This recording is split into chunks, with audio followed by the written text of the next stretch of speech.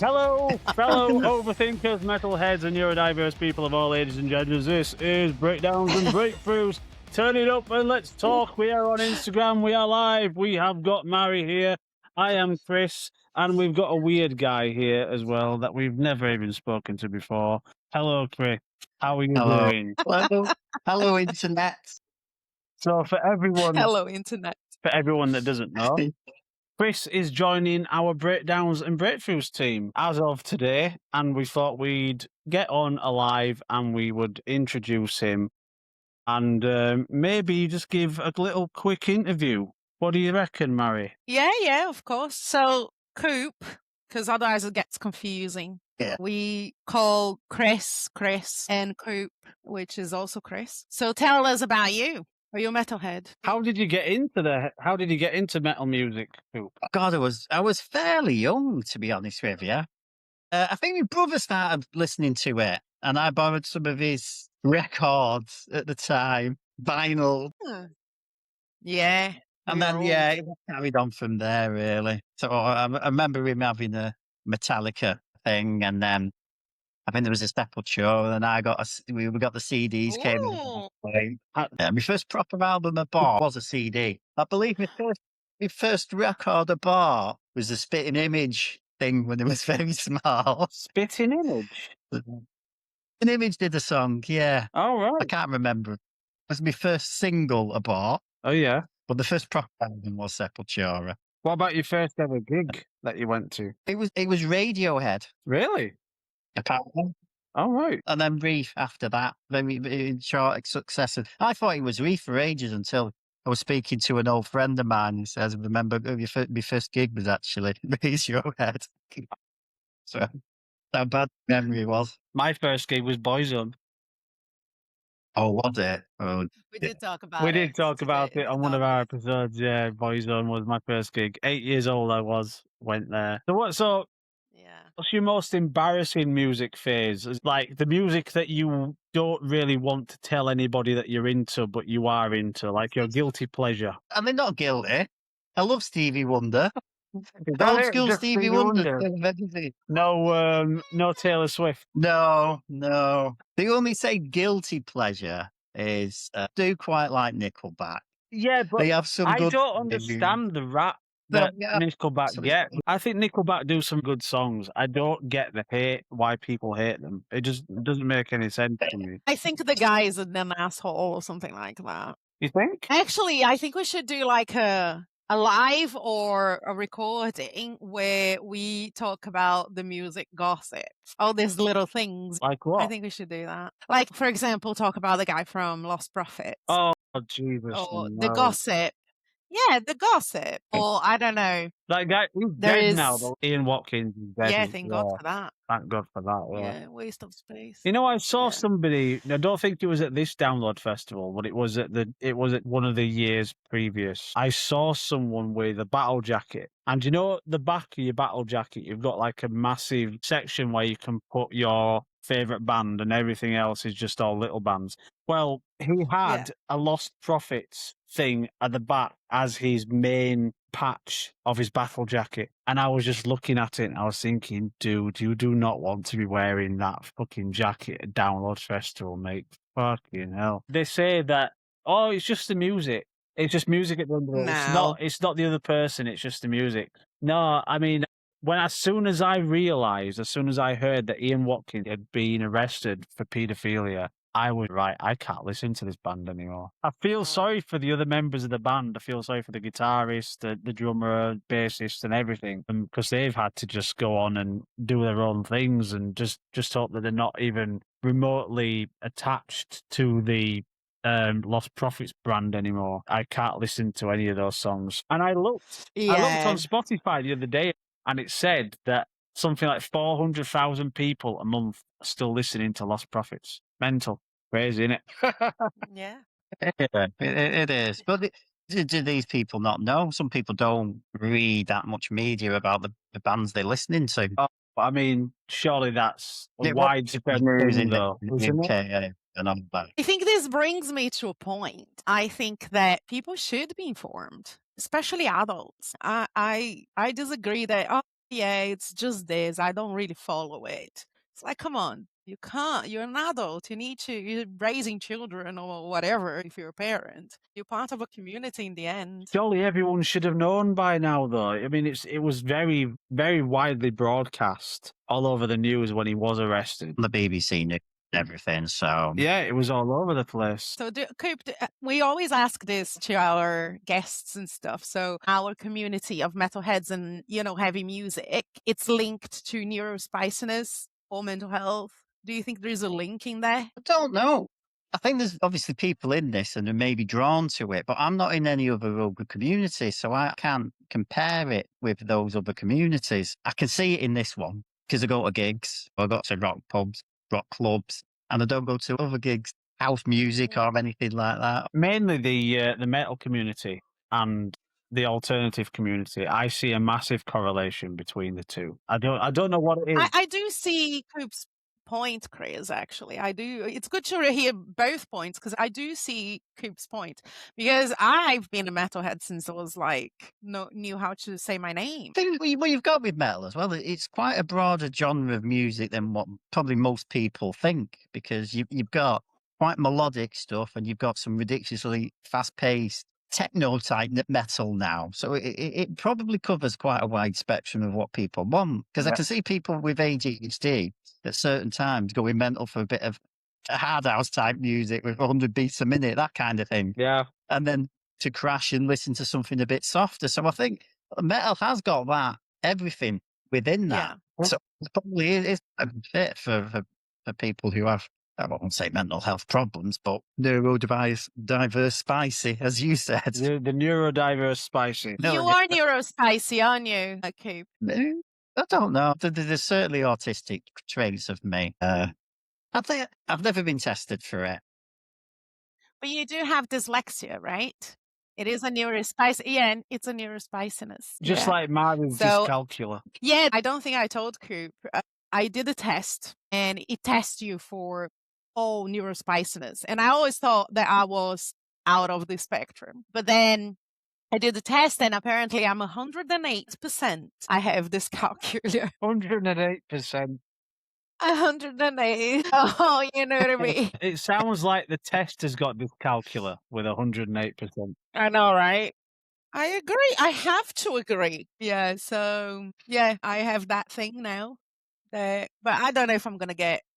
I don't think there is a medication or anything. I just take that in consideration sometimes when I'm dealing with numbers, I guess. So, this live discussion that we've got here was about Download Festival. We're going to be talking about our Download Festival experience. I want to do like a festival / gigs. That's what I wanted to talk about. Okay, I think Coop is the king of going to gigs because he just finds random gigs to go. But my question for you, Coop, is, so we're halfway through the year now. You've been to probably many gigs since the start of the year. So what is the best one that you've seen so far? Best gig for you this year? Oh, Parkway Drive. Easy.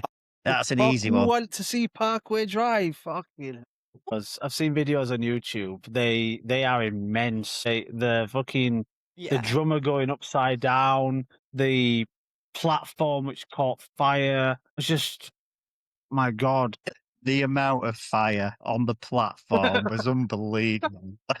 Yeah. In fact, yeah, and the raining inside. He was raining inside and everything. Fire rain. God. Oh, well worth going to. The entrance, where they walked right through the middle of the crowd with this massive flag entering the arena. It was great. Wow. I really want to go see them. Like, I've not been to any gigs this year. Apart from Download Festival, I've been very lax on gigs this year. At Download, best bands that I saw there, Landmarks, Lakeview, Architects were all right. I don't know. Something's going on with Sam Carter's vocals. I'm not quite sure what's going on with there, but I'm a big Architects fan, but I can't really get on board with what they were doing at Download Festival. because Sam was all over the place every time he started singing. And Was it at main stage as well, weren't it? I've had it with downloading those little tents. The sound's awful when I've been in there. no, I disagree. I think the tents had better sound than the actual main stages. I went to see the Pretty Wild in one of the tents, and the sound was amazing. The Pretty Wild were great on stage. They were They great. were Yeah. a good band. I'd actually love to see them on a normal gig tour that they do rather than just a festival, because they would be immense. We saw Self-Deception as well in a tent. They had some good sound. And it was amazing. Proper top. for That me. was a party, wasn't it? At Self-Deception. Yeah. That was It also in was the really tent.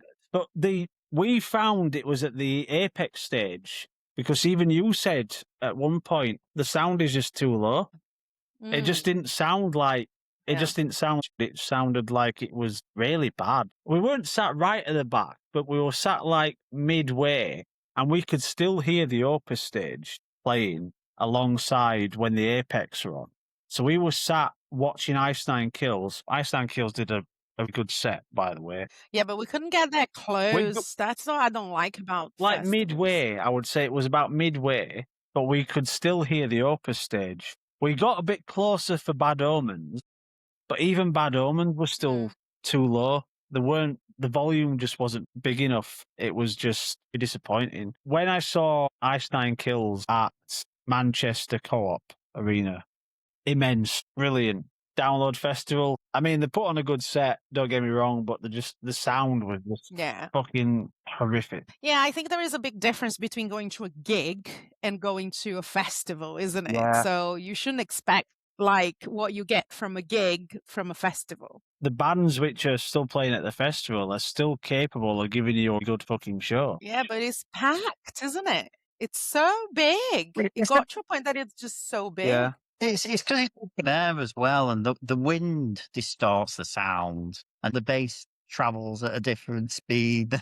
So yeah, it is different. You're in an enclosed building surrounded by speakers when you Yeah. go to a gig. The Apex stage, the main stage, I don't know if this is true. They've got all the external speakers outside of the stage, midway on the field. These big, tall fucking speakers with screens on. Someone told me years ago that Metallica gave them to them. Really? That's what someone told me. When Download was celebrating their 20-year anniversary or something, and Metallica headlined twice, and someone told me that the massive speakers and the screens and everything were all given to Download Festival. I don't know if they were rented or if they were loaned, but done by Metallica. And I don't know if anyone is listening from Instagram at the moment, because I can't see. But if you do know if it's true, please leave a comment, because that would tell me if I'm right or not. Let's find out.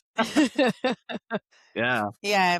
I still like going to Download. I actually went to the first Download, believe it or not. I think one of the very early Download. Then I used to go to Reading and Leeds. Reading I went to, and then Download came on again.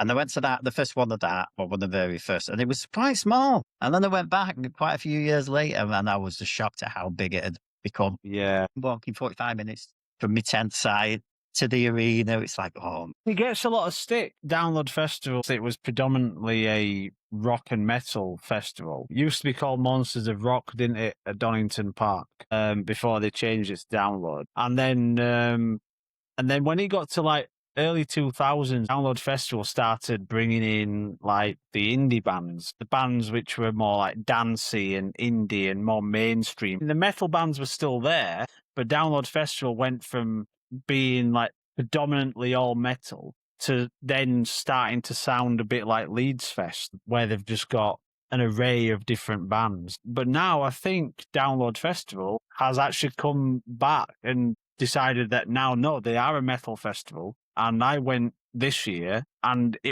all of it was metalcore. With time, you evolved. But it started off as metal, and then it started going downhill, and now it's gone back uphill. There are bands that I want to see. But back when I used to go, the bands were just not even in my interest. I just wasn't interested in any of it. A good Leeds and Reading, though, weren't there? Because there was big metal bands there, and there was rock to alt. So there was always a good mix. Then you could walk down and go to the pub as well, which was amazing. You don't want to be going to the pub at We any don't of these really- festivals, though, because you'd be spending like £8 a fucking pint. It's unbelievable how much the bloody drinks cost you these days. Mental. Coop, when you went for the first time, do you remember the year? I can't remember the year. I'd have to look up who was there and everything. I think Metallica headlined, to be honest with you. I remember it being baking hot and getting sunstroke and having like one drunk and starting throwing up. I never camped to a download festival. I don't think I ever will. I've camped and I'm not camping again. I hate camping. But that first one when I went, they had all showers and everything near the camping site. And it was dead clean. Now it's just people everywhere. What did you God, see, yeah. Mary? This is one thing that Mary saw, because I don't go around looking at men's willies. But Mary saw some. Like, I keep looking for them. They're the ones that come to me. We were sat down. I don't know who we were watching, but Mary pointed out, "Did you see that bloke over there?" And I'm like, "No," because I don't pay attention to my surroundings. I'm just looking at the band that I want to see on stage. Mary's having a look and just paying attention to everyone. She spots some guy sat down in the crowd with his dick out, pissing into a glass. No, it wasn't like that. He changed the whole story. No, you were leaving a band to go and see another band. Right. And then we're walking. And yeah, I do observe people and their behaviors. And I think it's adorable how our community behaves. So this dude, pissed, obviously, picked up a cup and he was close to the bins. He was going to bin the cup, I'm guessing.